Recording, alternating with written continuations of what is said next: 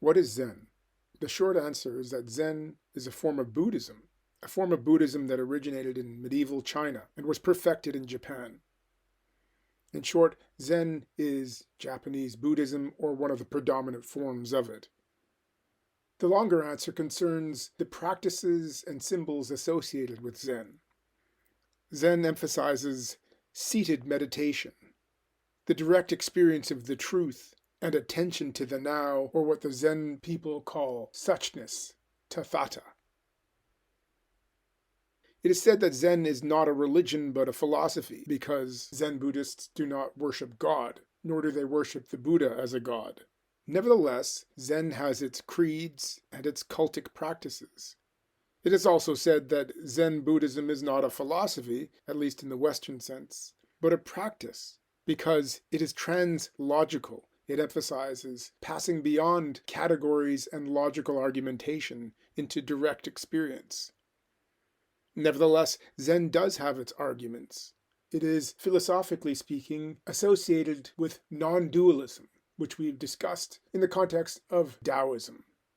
It is also said that Zen is not a practice primarily, but an experience, a direct experience of enlightenment or Buddha nature.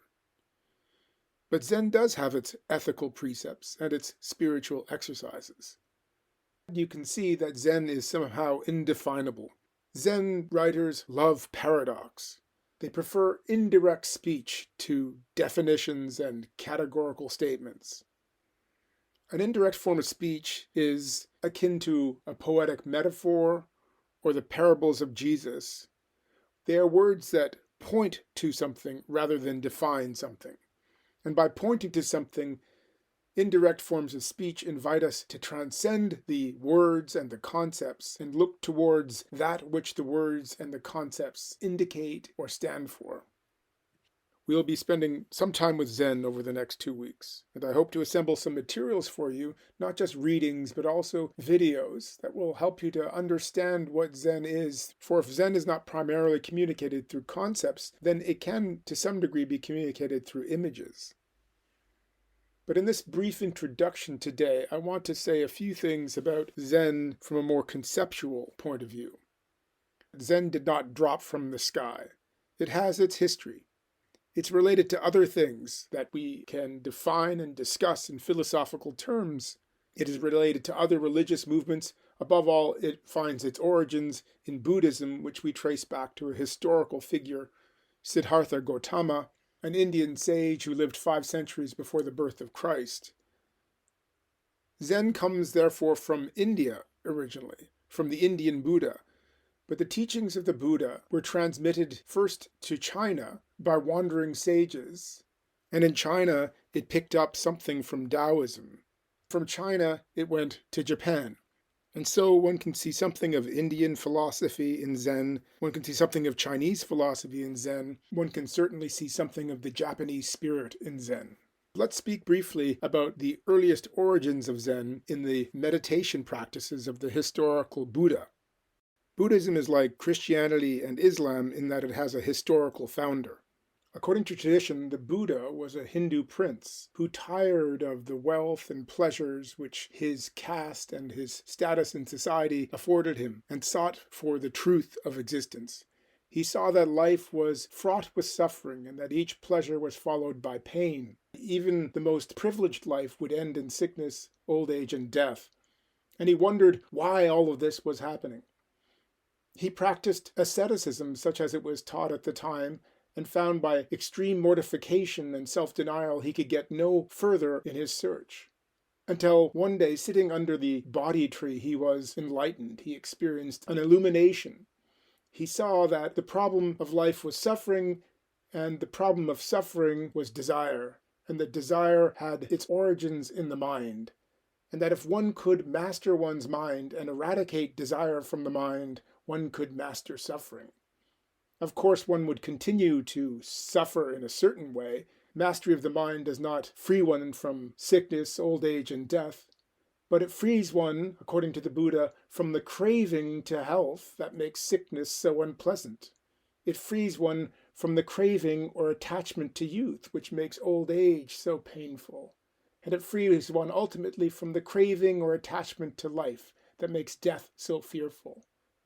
Mastery of the mind was to be achieved through meditation, watching one's thoughts, their origins, and achieving a standpoint of detachment from them. No longer chasing after the things that occur to one in the course of a day, but letting the thoughts, the desires, the emotions pass before one's mind like clouds passing across the sun. When one does this, the Buddha realized, one achieves a standpoint that transcends the normal egoic consciousness.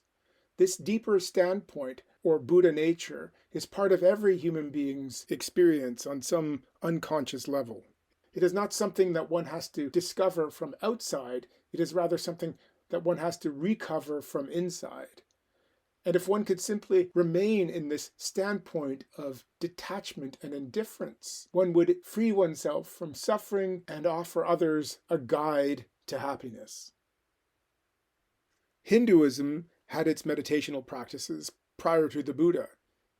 Hinduism is the source and origin of yoga, and yoga is a word that means oneness. So the ancient yogis of India emphasized physical practices, which we associate now with physical yoga, which is done everywhere in the world, and meditational practices, which allow us to overcome our sense of division and duality and experience the oneness of everything. The assumption of yoga is not hard to express. Duality, division, distinction causes craving and suffering. We struggle against things because we hold ourselves to be separate from things. We pit our egos against the egos of others. We chase after objects, experiences, other people, even other versions of ourselves because we do not identify with these things but see them as existing outside of ourselves. And all of this searching and struggling creates suffering. The yogis of ancient India realized that to transcend suffering, to achieve a state of perfect happiness, one would need to overcome the dualities and distinctions of ordinary consciousness. And this was the point of yogic practice. Yoga was not originally simply a practice of making the body physically fit. The physical practices were primarily in order to prepare the body for long bouts of seated meditation. And in seated meditation, the yogic would attain a state of consciousness known as dhyana, in which he or she realized, experienced the oneness of all things. From this yogic experience, we get the fundamental distinction between an enlightened mind and a deluded mind. An enlightened mind is a mind which recognizes and lives out of the oneness of everything. A deluded mind is a mind which has forgotten the oneness and rather struggles in a zero-sum competition with others to acquire as much pleasure and power as possible. On the basis of this brief survey of thousands of years of Indian and Buddhist philosophy, you can see that Zen is related to some very old ideas. From yoga, then, the practice of overcoming duality through an experience of oneness, to the Buddha, who dispensed with much of the ideas of Hinduism and emphasized meditation, to Zen. The distinction between enlightened mind and deluded mind is central to Zen, and the relationship between these two appears everywhere in Zen teaching. Zen teachers come to the realization that the binary of enlightenment and delusion is in fact not the secret, but the problem. Insofar as one sees enlightenment as a goal on the horizon, something to be sought, something which one does not have, one is not enlightened. After all, if the truth is non-dual, then there is no thing called an enlightened mind standing over and against a deluded mind. And so, insofar as we hold our everyday thinking to be something unenlightened, we are not really there. And this leads to some of the more paradoxical statements of the Zen people, who try to emphasize that there is no special state of consciousness called enlightenment. Enlightenment is just ordinary consciousness which knows itself, which recognizes itself. So we get some of the famous Zen koans, the stories so paradoxical that come from the Zen tradition, in which the Zen master refuses to tell the disciple the secret to life, but rather surprises him with some chaotic or arbitrary act. These stories indicate that the Zen teaching is intended to break with dualistic thinking, with reflection, which can only proceed by dividing things up into opposites. Ordinary mind is enlightened mind. Buddha nature is everywhere. Why then the emphasis on seated meditation? After all, Zen monks will spend hours of each day sitting, facing a wall, watching their breath. The Zen master will say the answer to that question can only be found in experience. To know why a Zen practitioner will spend hours seated, facing a wall, watching their breath, one must do it. The medieval Zen master Dogen said that enlightenment is simply the experience of the cessation of thinking. But how do you stop thinking? And he said that was simple. You simply stop thinking. There's a journey involved, a journey into consciousness, into experience as such. And one comes out at the other side with not just the claim that ordinary mind is enlightened mind, that Buddha nature is everywhere, but the experience. There's a famous saying, before I practiced Zen, the trees were trees and the mountains were mountains.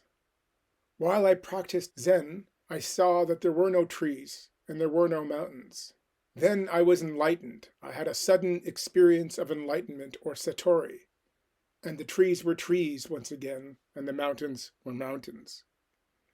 This simple tale underscores the point that where the Zen practice is bringing us is not into some extraordinary state of consciousness or some other world, but into this world and into this state of consciousness, but with a degree of awareness and attention which usually eludes us.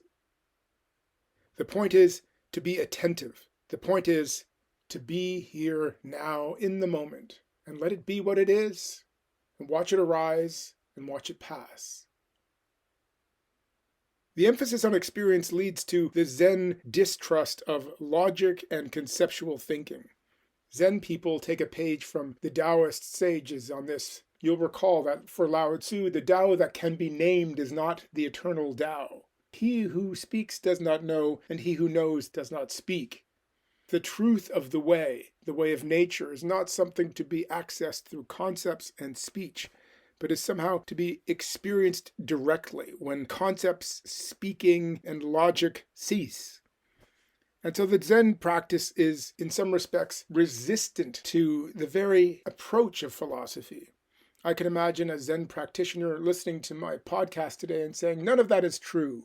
Somehow when we do Zen, we need to use our concepts to get beyond concepts. Central then to Zen is this conviction that such a thing as direct experience is possible. And by direct experience, we would mean experience that is immediate, that is not mediated by concepts. Now, there is a whole school of the philosophy of mind which would argue that such experience is impossible, that any experience you have is an experience that is mediated by concepts. To experience things is to experience our concepts fulfilled by sensation. However, you may recall that in Albert Camus' Myth of Sisyphus, there was a discussion of a certain kind of feeling which he called the feeling of the absurd. And in this feeling, we seem to experience the world without our categories. Is this what Zen is talking about? Why then does Camus describe it with such strong language of aversion and horror and anxiety? Then again, nobody said Zen was easy. Perhaps the whole point is to experience the world without our categories, but to accept it rather than fighting against it. To experience it without the anxiety. To experience it without the horror. To experience ourselves in the world without categories. That is, without the concept of self, without the concept of world, without the concept of experience. Simply to be there. One might think that this state of consciousness is more akin to the consciousness of an animal or a child. And there might be some truth to that. The Zen practice is intended to bring us into that moment in an attentive way. The point is not to go unconscious, but the point is rather to go beneath consciousness, somehow with consciousness.